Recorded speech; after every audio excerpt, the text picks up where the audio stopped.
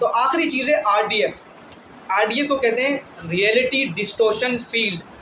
Reality को bend करवा दें। क्या करवा दें सर? रियलिटी को, आने वाले लम्हों को चेंज करवा दें। अब आने वाले लम्हों को आप कैसे चेंज करवाएंगे? आपके पास तो कोई ताकत नहीं है। खुदा ने आपको थोड़ी दी है कलम पे पेन लिख के कि लिखें अपनी ज़िंदगी की तकदीर।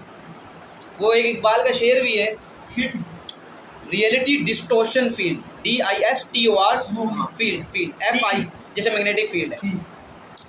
सर मैग्नेटिक फील्ड सच है, ये तो आप मानते हैं ना? मगनातीस लाऊं तो किसी के पास चीज हो जाएगी। इलेक्ट्रिक फील्ड भी सच है, ये भी आप मानते हैं कि करंट के नहीं है। तो फिर सर वो स्टीव जॉब ने बचपन में किया था, वो कहता मुझे इलेक्ट्रिक फील्ड में यकीन नहीं था, मैंने मेटल उठा के स्विच में डाल दिया था। ये RDF भी उसने निकाली है। सर जब यूनिवर्सिटी में था, इसके टीचर ने इसको सिखाई थी RDF, रियलिटी डिस्टोर्शन फील्ड, कि जैसे इलेक्ट्रिक फील्ड मैग्नेटिक फील्ड काम करती है, हमारी कायनात की भी एक फील्ड काम कर रही है बशीर साहब, जो कि लॉ ऑफ अट्रैक्शन से काम करती है। मैंने आपको बताया। स्टीव जॉब को कहता है मुझे वो सीखा मैंने यूनिवर्सिटी में, हमेशा उसी को अप्लाई किया। सारे आप उसके इंटरव्यूज उठाएं, वो कहते हैं आईफोन जनरेट मैंने यहाँ से किया है RDF का यूज़ करके। अब उसने क्या क्या किया मैं बताता हूँ। पहला पॉइंट है थिंक टू सेव लाइव्स। उसने कहा कि RDF उसके लिए काम करेगा, रियलिटी उसके लिए बेंड होगी जो दूसरों की ज़िंदगी बचा सकता है। अब सवाल ये कि सर ना मैं डॉक्टर, ना आप लोग डॉक्टर, ना मैं साइंटिस्ट, ना आप लोग साइंटिस्ट, ज़्यादा हम टीचर। क्या टीचर के पढ़ाने से या पढ़ने से या ज़्यादा आपका नॉर्मल एक प्रोफेशन होगा, क्या कोई किसी की ज़िंदगी बचा सकता है? मेरा ये सवाल है। मेरे ख्याल में हमें फ़िज़िकल रियलिटी में देखें तो ज़िंदगी नहीं बचती, लेकिन मैं आपको बताता हूँ कि ज़िंदगी कैसे बचती है। सर इन्होंने बताया ये फील्ड के बंदे, देखिए ये आप सुनिएगा, फील्ड का बंदा बता रहा है कि एक सॉफ्टवेयर ज़िंदगी बचाएगा। अब मैं बताता हूँ कि सॉफ्टवेयर बनाने से भी पहले सॉफ्टवेयर बनाने वाले की सिर्फ सोच ज़िंदगी कैसे बचाती है। ये स्टीव जॉब ने, एक रात ऐसा हुआ कि स्टीव जॉब के बारे में कहते हैं कि उसने बहुत काम किया और उसको कैंसर भी उसके काम की वजह से ही हुआ। इतना काम उसने ज़िंदगी में किया और 2011 में उसकी डेथ हुई। उसने आईफोन लॉन्च किया था, आप उसके नाम से जानते हैं, और आईफोन ये जो एप्पल है ये सब उसी ने बनाया है। तो सर उसको RDF उसके सर ने सिखाई हुई है, अब वो इस पर काम कर रहा है। तो जब आईफोन लॉन्च हो चुका है, अब शुरू में आईफोन ये मोबाइल से नहीं हुआ, ये हुआ था एक मैक कंप्यूटर के नाम से, जिसको कहा जाता था मैकिनटॉश। एक रात उसको बड़ी इमरजेंसी में ईमेल भेजनी थी, उसको रात नींद से उठता है और अपना कंप्यूटर मैकिनटॉश ओपन करता है। उस ज़माने में अब आईफोन की कंपनी फैल चुकी है और ये मैकिनटॉश की कंपनी, ये लोग मैक बेचते थे। ये है बात 1990s की।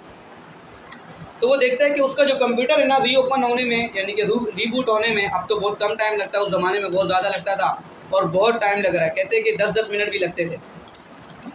तो स्टीव जॉब को समझ आया कि नहीं, मुझे अपने प्रोडक्ट में बेहतरी लानी है, तो भाई ये काम नहीं होना चाहिए। मैं इतना परेशान हूँ, जो उसका ओनर है, तो इसको यूज़ करने वाले लोग कितने परेशान होंगे।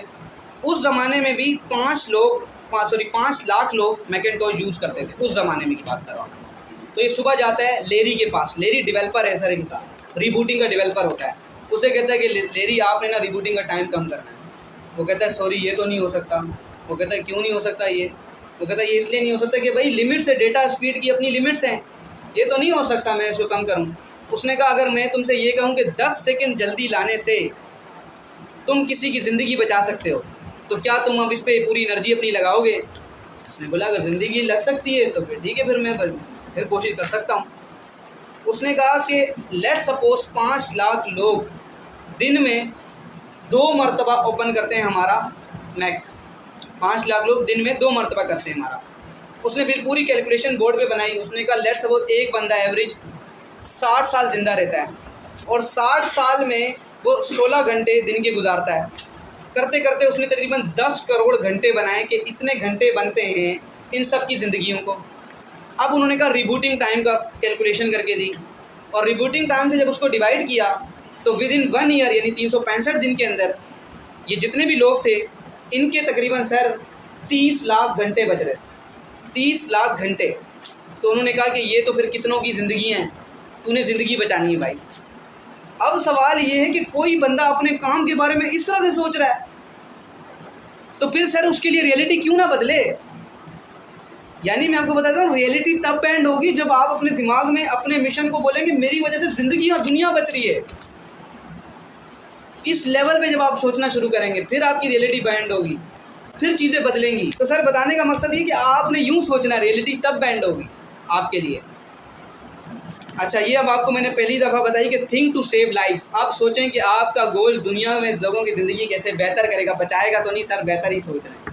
हम बेहतर का कह रहे हैं कि बेहतर कैसे करेगा, खुद ब खुद अब आपको गोल्स बताए, पता चलेगा मैं क्या अचीव करना चाहता हूँ।